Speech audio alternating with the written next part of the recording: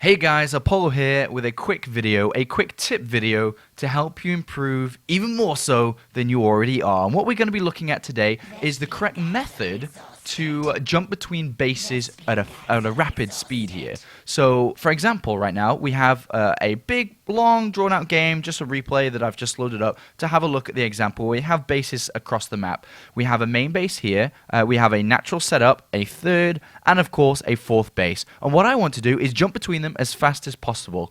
Let's have a look at some of the methods you may already be using. For example, you may want to just, or may want to, but maybe you do, just drag the mouse, as you can see the cursor in this green box, drag it to the left, and you go to your second base. Maybe some of you, if you follow the cursor again, just go down and click on the minimap. Maybe some of you hit the middle mouse scroll button and just drag yourself up there. I don't know how you do it, but I'm going to show you the correct method, and what it's called is screen locations. I've set up in my profile, in my settings on my hotkeys, the option to save different locations and being able to jump to them immediately. For example, if I hit the hotkeys that I've set up, I can go ahead and save 1, 2 bases, third base, and my last base.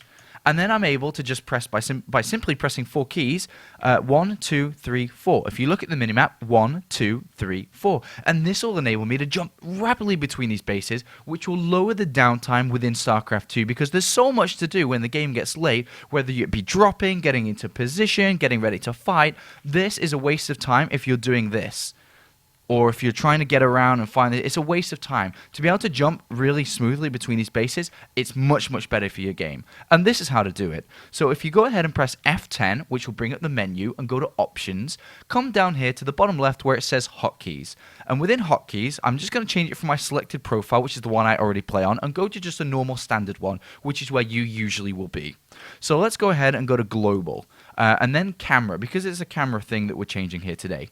We don't want to have Control plus F5. It's much easier to just go over to Shift, because Shift is actually fine to do so here. Shift F1, Shift F2, Shift F3, and Shift F4. This is something which was used for Brood War Pro gamers a long, long time ago, and just being able to shift control different locations on the map. And it doesn't actually need to be bases. If you want to get creative, it can be specific strategical positions on the map. But for now, we'll keep it simple just for these 4 bases.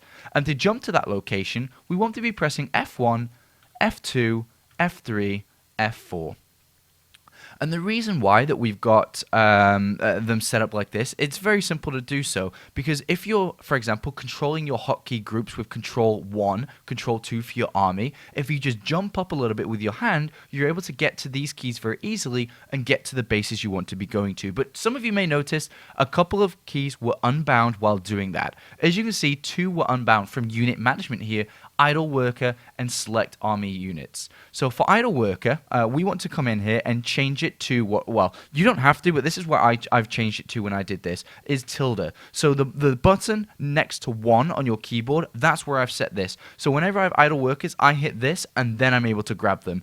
For Select Army Units, this is something that's new to Heart of the Swarm, or at least new to Battle.net within Wings of Liberty and Heart of the Swarm, and this is something I don't actually use. I never grab all my combat units all at once and bring them somewhere. I already have them set up, so this is something I simply ignore. If this is a function that you use, I would suggest just looking for somewhere where it fits in, where it's comfortable for you to get to, and that it's not going to distract you or be awkward for you to use. But for me, I simply just ignore it and hit accept, and I'm happy with having this unbound, and press yes. And then we just save it. We can call it Apollo video and just 1, and then it's saved. It's done. And then you can load that up every time. And what that will enable us to do now is Shift F1 our main base, Shift F2 off natural, Shift F3, and you always set this up at the start of the game when you load it in. And now you can see F1, F2, F3, F4, F1, F2, F3, F4. And this doesn't just apply for Zerg. We've set up Zerg here, just so I can show you, this is how when I play Zerg, I lava inject. I go ahead and go in my main base, lava inject, F2, F3, F4. And that was a really fast set of lava injects across all 4 bases. So what I did in slow motion was go press F1 to my main base, grab the queen, click V on the keyboard, which is lava inject, hit lava inject. Press F2, drag box, V, lava inject. Same over here, V, lava inject. and then over here the send again. So this is a really fast method to lava inject to move between your bases, but it doesn't just apply to Zerg. It can apply to Protoss and Terran as well. For example, a Protoss player at the 10-minute mark, as you know, gets really messy when it comes to dealing with drops. If you want to be able to jump between bases really fast to be able to deal with attacks incoming, you're able to get there fast.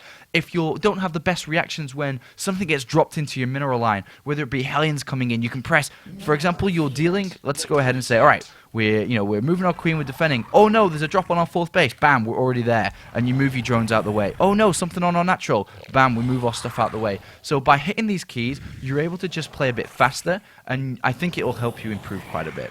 So if you've got any feedback, let me know within the video comments below. If you use this already, let me know how you feel with it. If you don't use it and move over to using this method, let me know how it goes for you guys. So I hope you enjoyed this video. I'll be seeing you soon.